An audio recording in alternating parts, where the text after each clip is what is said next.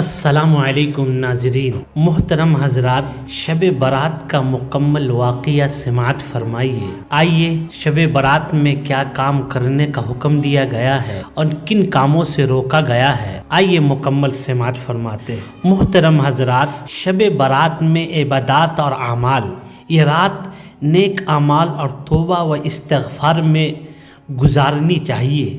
کچھ مستحب اعمال درج ذیل ہے۔ آئیے اس رات میں کن عبادتوں کو کرنا ہے۔ نمبر 1، نفل نماز پڑھنا ہے، زیادہ سے زیادہ نفل ادا کرنا ہے۔ خاص طور پر 6 رکعت نفل پڑھنا مستحب ہے۔ دوسرا، قرآن پاک کی تلاوت، اللہ کے کلام کو پڑھنا اور اس پر غور و فکر کرنا باعث برکت ہے۔ محترم ناظرین، تیسرا، ذکر و اذکار کرنا، سبحان اللہ، الحمدللہ، اللہ اکبر اور درود شریف کا ورد کرنا مفید ہے۔ نمبر 3، توبہ و استغفار، اپنے گناہوں کی معافی طلب کرنا اور آئندہ زندگی کو بہتر بنانے کا عہد کرنا چاہیے۔ نمبر 4، روزہ رکھنا۔ نبی کریم صلی اللہ علیہ وسلم شعبان کے مہینے میں زیادہ سے زیادہ روزہ رکھا کرتے تھے، اس لیے 15 شعبان کے دن روزہ رکھنا مستحب ہے۔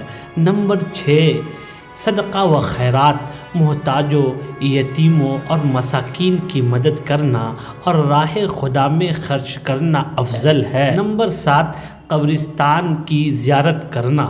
نبی کریم صلی اللہ علیہ وسلم اس رات جنت البقیع جانا ثابت ہے، اس لیے بعض لوگ اس رات میں اپنے مرحومین کی قبروں پر جا کر ان کے لیے دعا کرتے ہیں۔ محترم ناظرین، یہ کام کرنے کے ہیں اور کن کام کو نہیں کرنا ہے وہ بھی سماعت فرمائے۔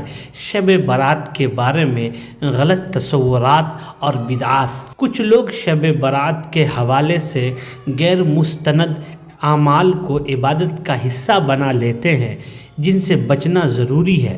نمبر 1، حلوہ پکانا یا مخصوص کھانے کا اہتمام کرنا، اس کی کوئی دینی حیثیت نہیں ہے۔ نمبر 2، مساجد میں باجماعت مخصوص عبادات کا اہتمام ایسا کرنا نبی کریم صلی اللہ علیہ وسلم سے ثابت نہیں۔ نمبر 3، آتش بازی اور غیر ضروری سرگرمیاں، یہ دین کے منافی ہے اور اسلامی تعلیمات کے خلاف ہے۔ نمبر 6، شب برات کو شب قدر سمجھنا۔ کچھ لوگ اس رات کو شب قدر کے برابر سمجھتے ہیں، جو درست نہیں ہے۔ محترم ناظرین، آئیے مکمل واقعہ سماعت فرماتے ہیں۔ محترم ناظرین، شب برات کا واقعہ۔ شب برات لیلۃ البراء اسلامی تقویم کے مطابق 15ویں شعبان کی رات کو کہا جاتا ہے، جو مسلمانوں کے لیے ایک مبارک رات مانی جاتی ہے۔ اس رات کی فضیلت اور اہمیت کے حوالے سے مختلف روایات موجود ہے اور یہ رات توبہ، مغفرت، عبادات اور دعا کے لیے خاص سمجھی جاتی ہے۔ ناظرین، شب برات کا واقعہ اور اہمیت۔ نمبر 1، بخشش اور مغفرت کی رات ہے۔ بعض احادیث کے مطابق یہ رات اللہ تعالیٰ کی رحمت اور مغفرت کی رات ہے، جس میں اللہ تعالیٰ اپنے بندوں کی گناہ معاف فرماتا ہے، سوائے ان لوگوں کے جو شرک کرتے ہیں یا دوسروں سے کینہ رکھتے ہیں۔ نمبر 2، اعمال لکھے جانے کی رات ہے۔ بعض روایات میں ذکر ہے اس رات لوگوں کے آئندہ سال کے اعمال، رزق، موت اور زندگی سے متعلق فیصلے لکھے جاتے ہیں، اس لیے اسے تقدیر کی رات بھی کہا جاتا ہے۔ نمبر 3، حدیث مبارکہ کی روشنی میں حضرت عائشہ صدیقہ رضی اللہ تعالی عنہا سے مروی ہے، نبی کریم نے فرمایا، اللہ تعالیٰ شعبان کی 15ویں رات کو قبیلہ بنو کلب کی بکریوں کے بال سے زیادہ لوگوں کی مغفرت فرماتا ہے۔ نمبر 4، عبادات اور اعمال۔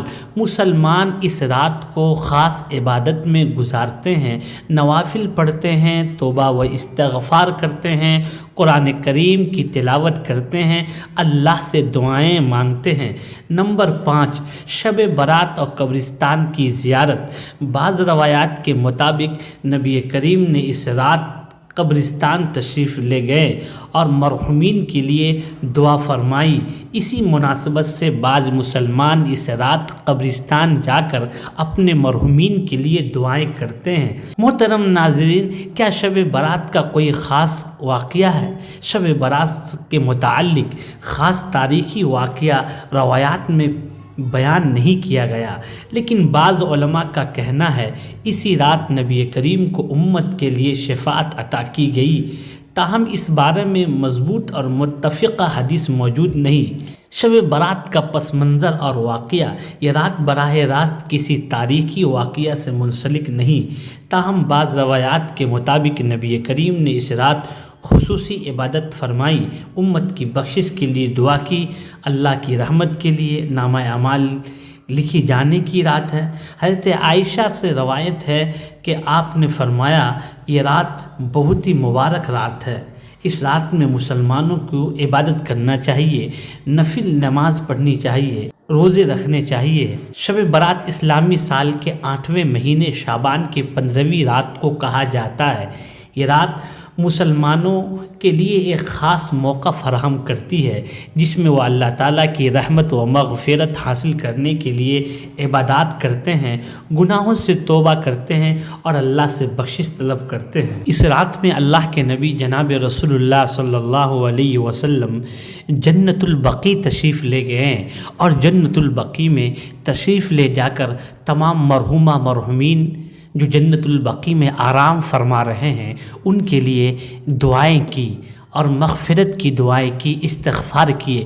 اس سے پتہ چلتا ہے کہ اللہ کے نبی جناب رسول اللہ صلی اللہ علیہ وسلم جب جنت البقیع اپنی زندگی میں ایک مرتبہ تشریف لے گئے تو امت کو بھی چاہیے کہ اپنے مرحومہ مرحومین کے لیے دعا بھی کرے، استغفار بھی کرے، توبہ بھی کرے اور قبرستان ضرور تشریف لے جائے۔ اللہ کے نبی کا واقعہ مشہور ہے، اس رات جب آپ اٹھے تو جنت البقیع تشریف لے گئے۔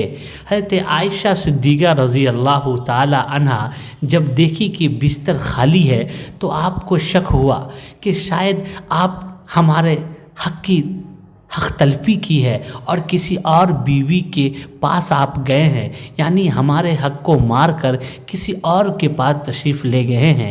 حضرت عائشہ رضی اللہ تعالی عنہا اٹھی اور اللہ کے نبی کو ڈھونڈنے لگی۔ حضرت عائشہ ڈھونڈتے ڈھونڈتے اللہ کے نبی کو تلاش کرنے لگی، تو جب آپ تلاش کر رہی تھی تو اللہ کے نبی کو دیکھا کہ جنت البقیع میں کھڑے ہیں، دعا فرما رہے ہیں جنت البقیع کے لوگوں کے لیے، اور آپ لوٹ کر چلی آئی۔ اللہ کے نبی کو آہٹ محسوس ہو گئی کہ عائشہ ہمیں ڈھونڈ رہی ہے اور میرے بارے میں یہ سوچ رہی ہے۔ تو اللہ کے نبی نے کہا، عائشہ کیا تم سوچ رہی ہو؟ تم نبی کے بارے میں یہ سوچتی ہو؟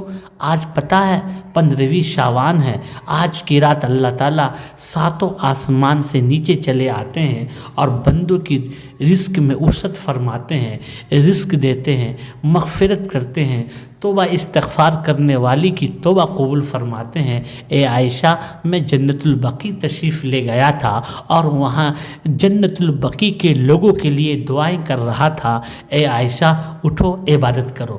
تو محترم ناظرین، یہ مختصر واقعہ آپ کو کیسا لگا ضرور کامنٹ کریں اور بتائیں۔